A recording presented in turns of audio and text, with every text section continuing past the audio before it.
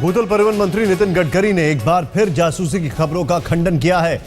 नितिन गडकरी ने कहा है कि उनके आवाज से किसी भी हिस्से से जासूसी का कोई उपकरण बरामद नहीं हुआ है।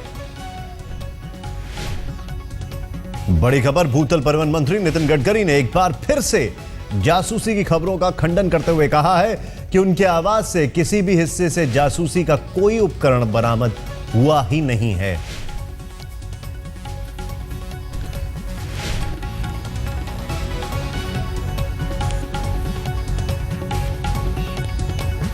मैं पहले भी कह चुका हूं, फिर दोहराता हूं कि मेरे आवाज से कहीं भी जासूसी का कोई भी उपकरण नहीं मिला है।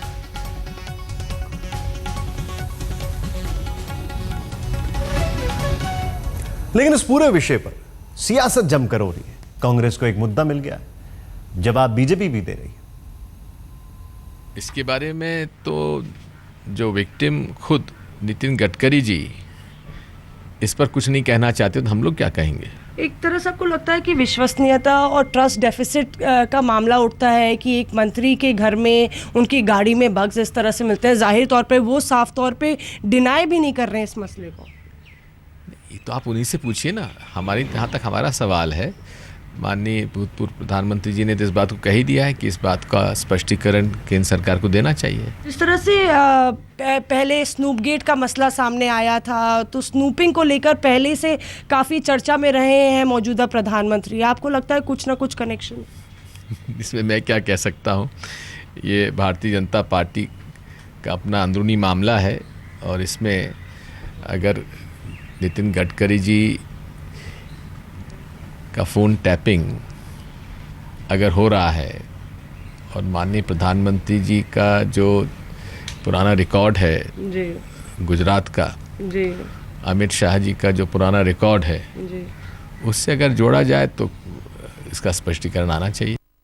कि हमें कांग्रेस पर तरस आता है, क्योंकि मुद्दों के टोटे से टूट चुकी कांग्रेस पार्टी अब झूठ के झाड़ से झुंझुना बजा रही है।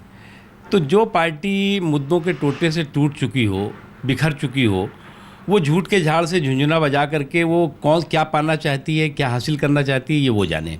जहाँ तक सवाल है इस पूरे के पूरे प्रकरण का, खुद नितिन गडकरी जी ने स्पष्ट कर दिया है, issue is close.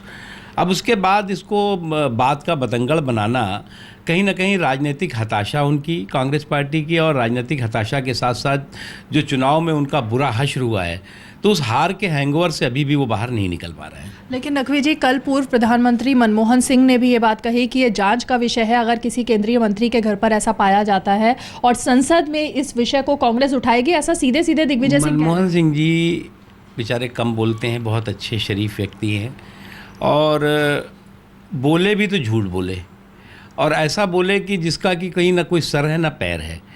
Manmohan Singh ji तब बोलते जब इनके मंत्री, दो मंत्री, वरिष्ठ मंत्रियों के यहाँ जासूसी की बात आई थी, तो आज तक उनके जासूसी का जेम्स बॉन्ड तो नहीं पकड़ा गया। मनमोहन सिंह जी तो उस समय भी चुपचाप बैठे रहे।